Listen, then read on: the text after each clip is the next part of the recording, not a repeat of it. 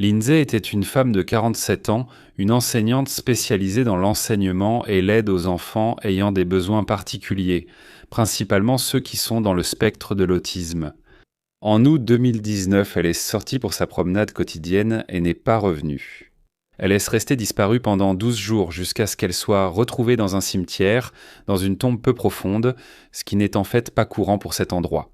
Les enquêtes ont révélé que le crime était aussi une malheureuse coïncidence, puisque le responsable était un garçon de seulement 16 ans qui, bien qu'il ne soit pas l'un de ses élèves, était aussi une personne dans le spectre de l'autisme.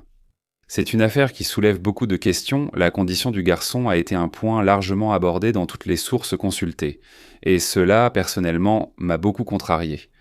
Parce que, par pure ignorance et désinformation, certains sites et vidéos, qu'ils le veuillent ou non, ont laissé entendre qu'une chose était liée à l'autre, alors qu'en réalité, ce n'est pas le cas. Je veux en profiter pour faire une remarque très importante à ce sujet maintenant. En novembre de l'année dernière, j'ai publié l'affaire Nicholas Madison et Holly Brumley, où Nicholas a ôté la vie de son épouse. Et parce qu'il était autiste, ses avocats ont essayé d'associer sa condition à l'acte commis afin de tenter d'obtenir une peine réduite. Même si je ne suis pas médecin et compte tenu du peu de connaissances que j'avais sur le sujet, je savais déjà que les avocats avaient complètement tort. Alors, je suis allé chercher des informations pour mieux expliquer pourquoi, et malheureusement, j'ai fini par répéter une information erronée provenant d'une publication de la docteure Maria Elisabeth, du site doctoralia.com.br. Sur le forum de ce site, la question suivante a été posée. Un autiste peut-il être escroc ? Et selon la docteure Maria Elisabeth, l'autisme est une pathologie et être escroc est un trait de caractère qui fait partie des comportements du sociopathe ou du psychopathe. Donc toute personne, qu'elle soit autiste ou non, peut être escroc. Cela doit être étudié en profondeur par un psychologue et l'environnement dans lequel l'individu vit a beaucoup d'influence sur ce type de comportement.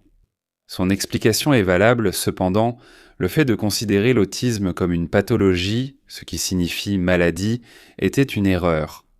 Lorsque j'ai publié le cas, beaucoup m'ont remercié d'avoir précisé qu'une personne sur le spectre de l'autisme n'est pas forcément liée à un comportement criminel. Une chose n'a rien à voir avec l'autre, c'est un fait, mais certains commentaires m'ont fait remarquer que l'autisme n'est pas une maladie. Je m'excuse pour l'information erronée et, à cause de cela, j'ai fait de nouvelles recherches et j'ai un peu mieux compris le sujet. Comme l'épisode d'aujourd'hui traite du même sujet, le criminel était aussi une personne autiste. Je vous demande de rester jusqu'à la fin, car je vais bien mieux expliquer ce trouble et pourquoi. La plupart de ces sources concernant l'affaire se trompent en associant le TSA, trouble du spectre de l'autisme, au crime. Aujourd'hui, vous allez découvrir l'affaire de Lindsay Burbach.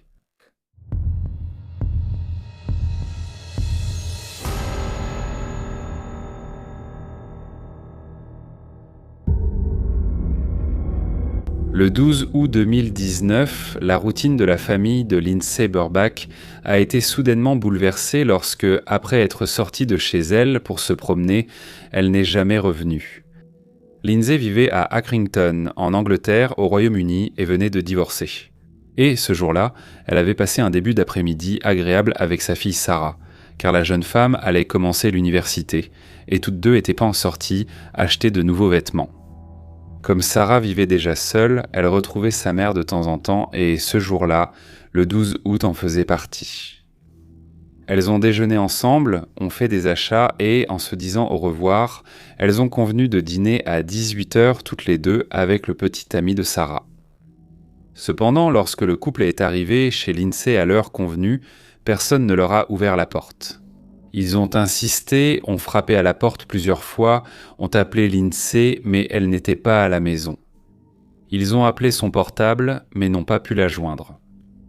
Sarah savait qu'autour de 16h, sa mère était sortie se promener, car Lindsay était une personne qui adorait faire de l'exercice et se promener tous les jours. Mais mystérieusement, cette fois-ci, elle n'est pas revenue. Toujours en essayant de contacter sa mère, Sarah a appelé la meilleure amie de Lindsay, mais elle n'avait aucune information non plus. Finalement, elle a appelé son père, Tim, l'ex-mari de Lindsay. Il arrive sur place avec un double des clés et tout le monde entre dans le logement, mais à l'intérieur, il n'y avait rien d'anormal. D'ailleurs, sa voiture était non garée devant la porte et la clé de la voiture était à l'intérieur de la maison. C'est alors qu'à 23 heures, fatigués d'attendre et après avoir épuisé toutes les possibilités de contact, ils ont appelé la police. Lindsay avait 47 ans, elle était née à Accrington même, en Angleterre, et venait de divorcer de Tim Burbeck, qui est le père de ses 2 enfants, Sarah, qui avait 18 ans à l'époque, et Stephen, 20 ans. Elle travaillait comme assistante enseignante à l'école primaire locale et était chargée d'apporter son aide aux enfants ayant des besoins particuliers. Elle adorait ce qu'elle faisait et était décrite comme une professionnelle patiente et irréprochable. Tim et Lindsay étaient mariés depuis un peu plus de 20 ans. Ils ont choisi de divorcer après s'être rendu compte qu'ils n'étaient pas plus aussi connectés qu'avant en tant qu'amants et qu'ils désiraient des choses différentes pour l'avenir. Mais comme ils ont toujours eu une excellente relation, il n'a pas été compliqué de régler les démarches de la séparation et l'amitié a continué. Les recherches pour Lindsay ont commencé le lendemain matin, le 13 août. La maison a de nouveau été fouillée, mais rien de suspect n'a été trouvé. Sarah a transmis toutes les informations et précisé que sa mère n'était jamais partie sans prévenir, ni rentrée tard auparavant. Et d'après ses habitudes, la plus grande inquiétude était que quelque chose de très grave soit arrivé. Comme d'habitude, la police a commencé à enquêter sur les personnes les plus proches, en particulier l'ex-mari. Mais il a rapidement été écarté comme suspect, car Tim travaillait l'après-midi de la disparition, et ses collègues ainsi que les responsables de l'entreprise ont confirmé sa présence sur place. Les informations bancaires de Lindsay ont également été vérifiées. Sa facture de carte de crédit et son relevé de compte courant ne présentaient aucune transaction suspecte, ni aucune tentative d'utilisation d'un mauvais code par exemple. Et les informations de l'opérateur de téléphonie mobile n'ont servi à rien, puisque son appareil a cessé d'émettre un signal, ce qui laissait penser qu'il était déchargé ou éteint à partir d'environ 16h30.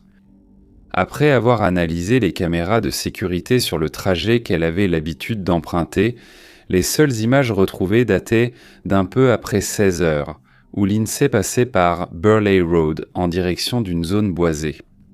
La police a alors organisé une vaste opération de recherche sur place, utilisant tout ce qui était disponible, comme des chiens pisteurs, des drones et même un hélicoptère, mais aucun signe d'elle ni aucun indice n'ont été trouvés.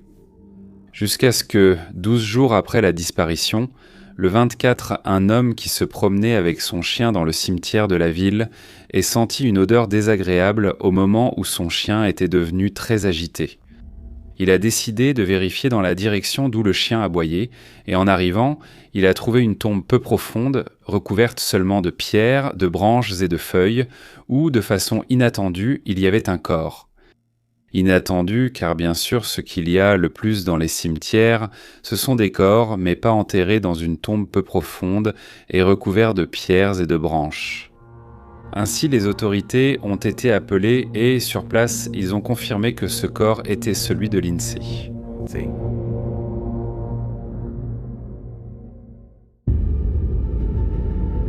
En analysant soigneusement cette scène, les enquêteurs ont remarqué qu'en plus du fait que Lindsay était enveloppée dans du plastique et complètement nue, une mini-scie et une paire de gants ont été retrouvés près du corps. Ses chaussures de marche étaient un peu plus éloignées du lieu, dans un sac bleu mais étrangement avec les semelles découpées. Une autre chose étrange était qu'entre les couches de plastique qui enveloppaient le corps, il y avait des morceaux d'herbe qui ne faisaient pas partie de la végétation du cimetière. Autrement dit, ils ont soupçonné que Lindsay n'avait pas été tuée là-bas. Tout le matériel a été recueilli, envoyé à l'expertise, où l'ADN d'une deuxième personne a été trouvé, quelqu'un de sexe masculin. Comme de nombreux jours s'étaient écoulés et que le corps était déjà dans un état avancé de décomposition, l'autopsie n'a pas pu confirmer si elle avait subi des violences sexuelles ou non. Même si elle a été retrouvée sans vêtements, ce qui constitue un indice, il n'a pas été possible de trouver la moindre preuve. En revanche, la cause du décès a pu être identifiée et a été attribuée à une asphyxie par compression du cou. Un autre point important est qu'ils ont trouvé une grande blessure sur l'une de ses jambes, indiquant que le responsable aurait tenté de découper le corps avant de s'en débarrasser. Les employés du cimetière avaient remarqué qu'une grande poubelle bleue en plastique présente sur les lieux n'appartenait pas à l'endroit. Ainsi, comme ils soupçonnèrent déjà que Lindsay n'avait pas été tué là-bas, à l'intérieur, à cause de l'herbe différente qui a été trouvée sur le plastique. Les policiers ont soupçonné que cette grande poubelle avait été utilisée pour le transport. Le matériel a été envoyé pour analyse afin d'essayer d'identifier l'ADN de Lindsay à l'intérieur. Eh bien, les professionnels avaient moins des soupçons, mais moi et vous ici à Dossier Mystère, nous en serions presque certains. Dans certains cas déjà présentés ici sur la chaîne, c'est exactement ce qui s'est passé et de la même manière. L'affaire Christopher Garnier, qui après une rencontre intime avec la policière Catherine Campbell, a jeté son corps en utilisant une poubelle identique à celle-ci. L'affaire Philippe Chisholm, qui a ôté la vie de la professeure de mathématiques dans les toilettes de l'école et a utilisé ce même type de poubelle pour retirer le corps de l'établissement et l'abandonner dans la forêt locale. Et malheureusement, l'inceste est maintenant une victime de plus qui s'ajoute à cette liste. Mais pendant que le résultat de l'analyse de la poubelle n'était pas encore disponible, de nouvelles images des caméras de sécurité autour du cimetière ont été vérifiées, mais cette fois en cherchant quelqu'un en train de tirer la poubelle. Et ils ont trouvé un jeune homme vêtu d'un survêtement, tirant la poubelle bleue à l'intérieur du cimetière, à la fin de l'après-midi du 12, exactement le jour où Lindsay a disparu. Quelques heures plus tard, les images le montrent en train de revenir, seul. Mais son pantalon, du genou jusqu'en bas, était taché de terre, indiquant clairement qu'il s'était agenouillé dans la boue, l'herbe ou la saleté pendant une longue période.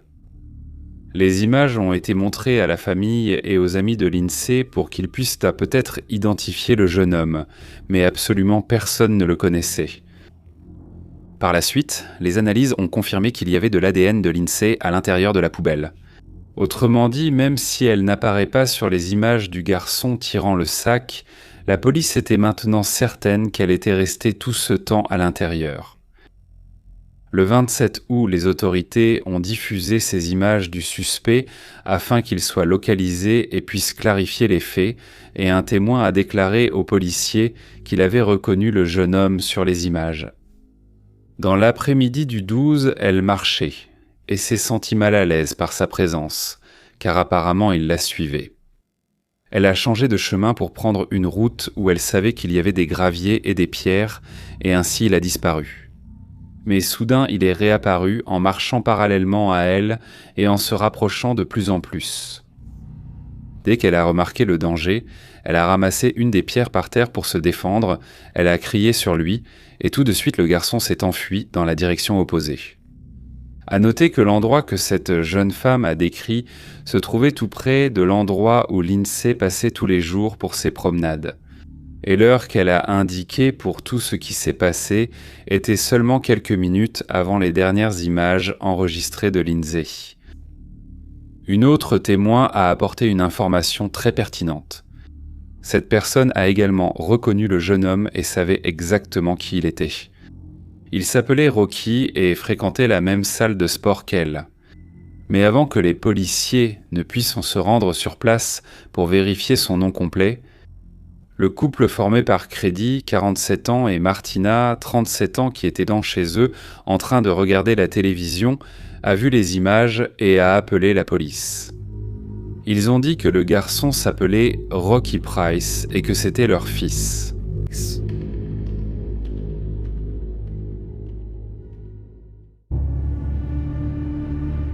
Rocky Marciano Price est né en 2003 en Angleterre. Il vivait avec ses parents Crédit et Martina et avait 5 frères et sœurs.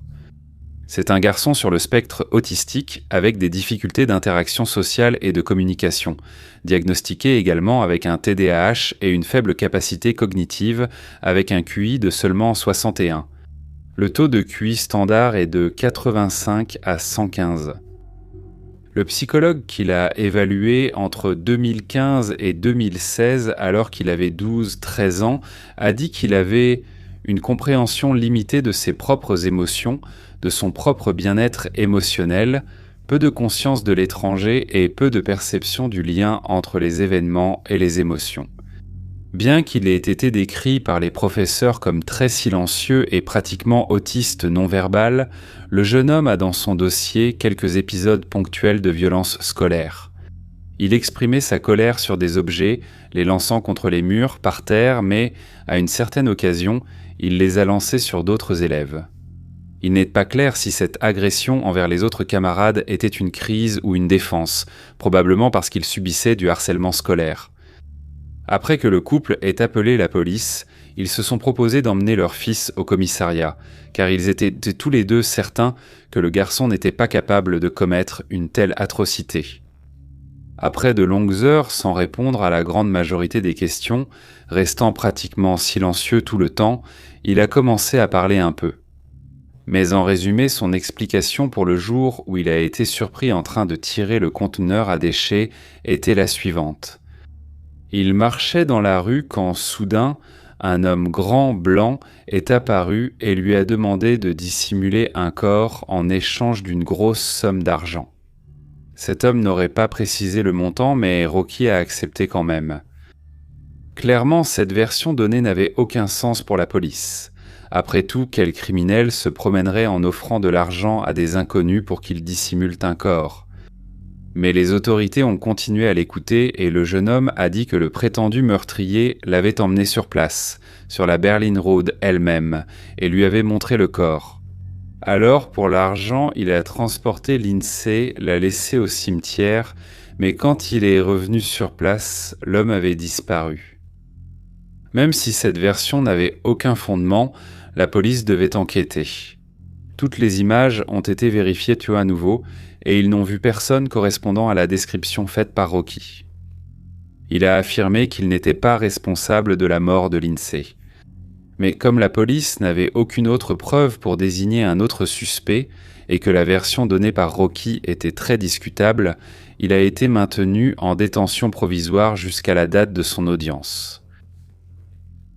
La famille a déclaré que le jeune homme n'aurait pas pu faire cela pendant son incarcération, et qu'il croyait à sa version selon laquelle il avait seulement dissimulé le corps en échange d'argent et que pour cette seule raison, il devait être jugé.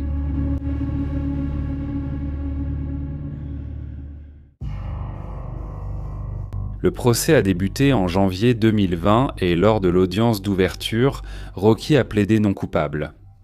Les audiences étaient à huis clos et Sarah, la fille de Lindsay, raconte que le jeune homme s'est montré froid et indifférent pendant toutes les audiences du procès. En raison du fait qu'un témoin avait rapporté l'avoir reconnu l'après-midi où Lindsay a disparu, en train de la suivre jusqu'à ce qu'elle parvienne à le semer. Le ministère public a qualifié le crime de prémédité car même si la victime n'était pas déterminée, l'intention de l'acte existait. Comme il y avait une pression locale pour que le procès soit rapide, le crime a eu lieu en août 2019 et les audiences ont commencé 5 mois plus tard. La police n'a pas eu le temps de mener une enquête approfondie afin de préparer une version qui aiderait le ministère public. Du fait que eux aient plaidé non coupable, il n'y avait donc pas la possibilité pour lui de donner sa version des faits.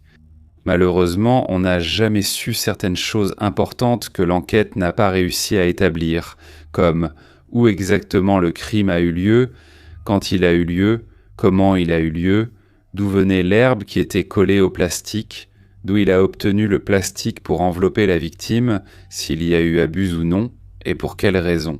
Les semelles de ces 2 baskets étaient indécoupées. Rien.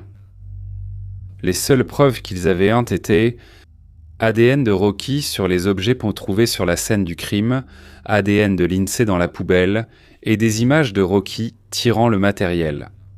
À cause de cela, tout le monde s'attendait à ce que les audiences soient rapides, mais en raison de la pandémie qui a commencé 2 mois après le début des audiences, le procès a été interrompu et n'a repris que pendant le second semestre. Ainsi, en août 2020, Rocky a été reconnu coupable par le jury d'homicide et de dissimulation de cadavres. Et le 12 août précisément, jour qui marquait exactement 1 an depuis la disparition de Lindsay, la sentence a été prononcée. Prison à perpétuité, avec possibilité de libération conditionnelle après avoir purgé 16 ans.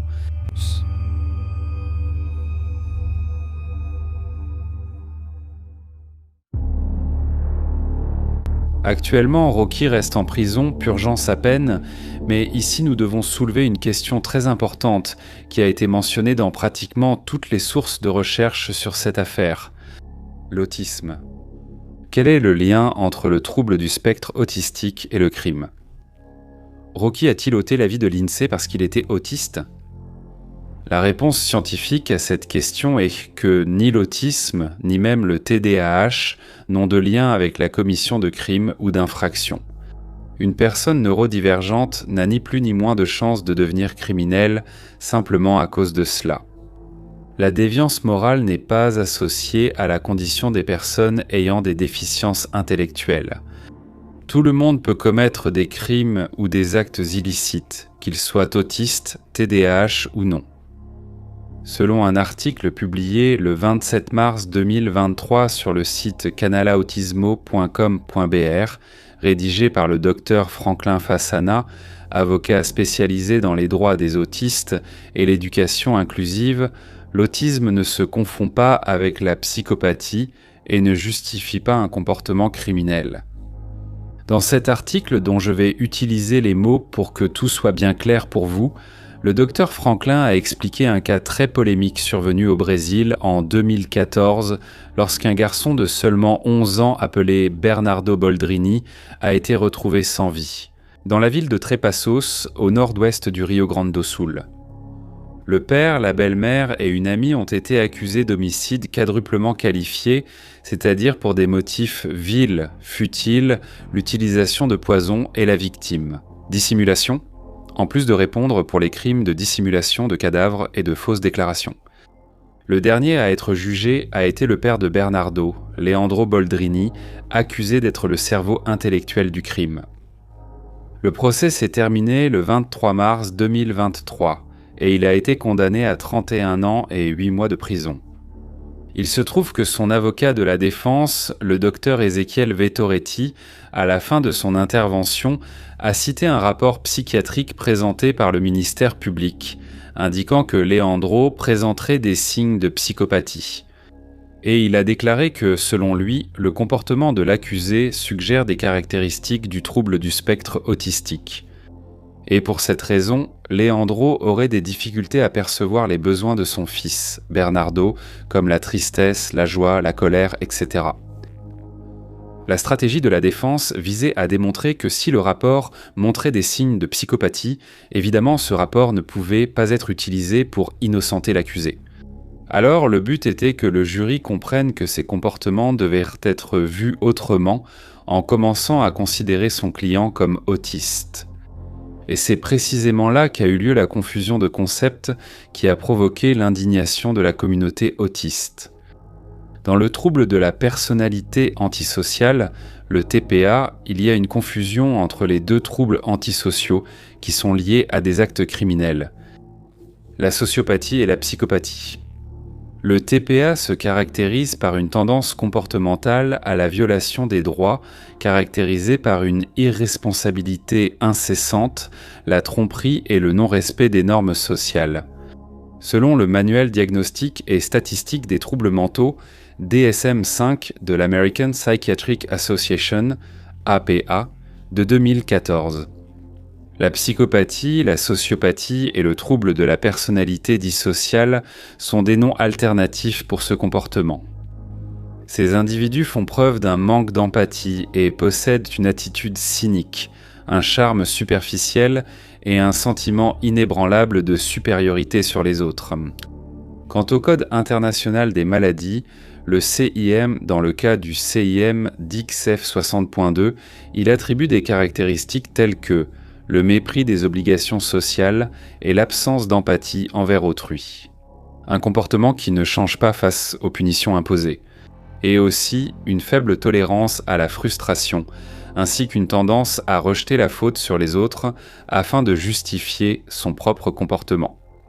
D'après les caractéristiques que présente chacune de ces conditions, on constate que la justification des comportements antisociaux de Léandro, selon les mots de sa défense, était renforcée par ces supposés traits de troubles du spectre autistique.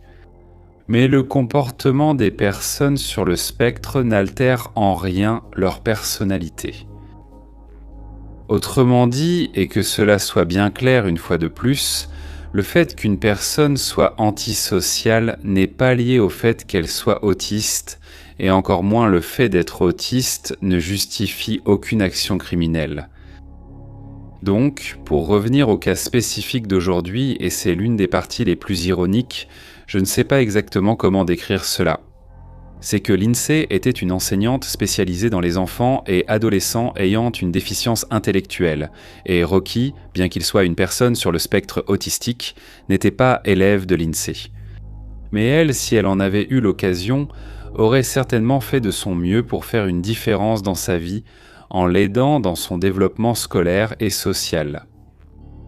Le 14 décembre 2020, lorsque Lindsay aurait eu 49 ans, l'école primaire où elle travaillait lui a dédié l'inauguration d'un nouveau bâtiment dans l'établissement qui a été nommé Lindsay's Lord, en hommage et en remerciement pour ses excellents services rendus aux enfants et à l'institution.